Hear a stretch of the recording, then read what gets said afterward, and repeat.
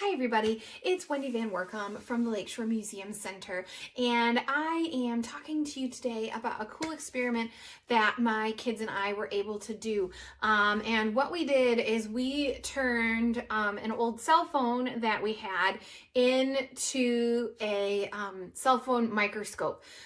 We did this because we wanted to see things a little closer. And this was a fun way to do it.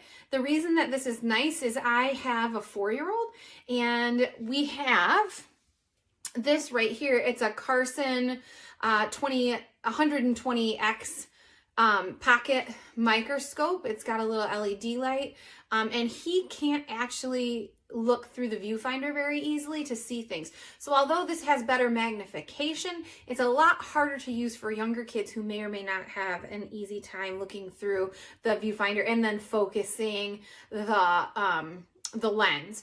If you have older kids, however, this is a great tool to take outside with you. You can look at lots of little things as well. So here you can see we have an old iPhone, and what we did with it is we took a lens off a laser pointer and attached it to the phone with poster putty. So this, even though it's an old phone, if you did it with your regular phone, you wouldn't damage your camera or your phone with the poster putty, and it holds the lens on really, really great. The other tool that we used is we had some packaging and used this shallow dish here you can see for viewing water or smaller specimens. We looked at some live things, a salamander. So this is a great thing for that. We also used my little tripod here. It's a very small, short tripod, as you can see. And we have a cell phone clip, which I will show you in a photograph.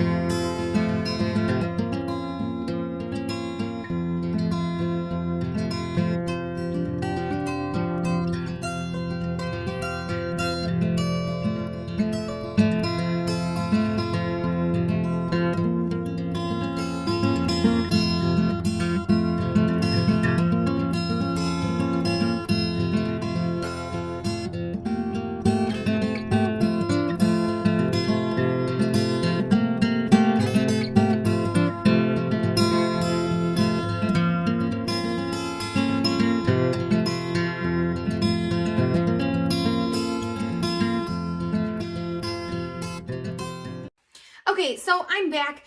I hope you enjoyed having a look at some of those photos. The way that this camera worked the best was if you are looking at things that you expect to move, like water samples, you just turn it on to video and then you can see things moving around in the water, and we totally did. Go out, find some pond or creek water, puddle water, whatever, especially as it warms up and mosquitoes start having larvae in those ponds, you will see things moving around. It's really cool. The other thing that we did that helped us is we built a Lego stand with a white card on it. In addition to the little tray here, we put the tray on the white card on top of the Lego stand. And inside the Lego stand, we had a camp headlamp. Just the headlamp part, we took the strap off. And when we were looking at something that wasn't transparent or that was more solid, we shined a little flashlight or this LED light onto the specimen from the side so that we could see things that were solid, like the tree fungus or mosses or flowers. So yeah, this is a great thing to do with your kids. You just need that laser pointer lens, and I can link the one that I got. It was a cat toy, and it's actually the piece from the flashlight. I was able to get it out. The laser pointer still works. My kids and cat are very happy. But I just took out this lens piece from that cat toy. So yeah, so I hope you give this a try. Tell us what you think. In the comments, go ahead and leave pictures of what you take a close look on. Like I said, the pocket microscope has better magnification, but if you have little ones that are too small or too young to really use those pocket microscopes, this is a great alternative that you can make yourself at home.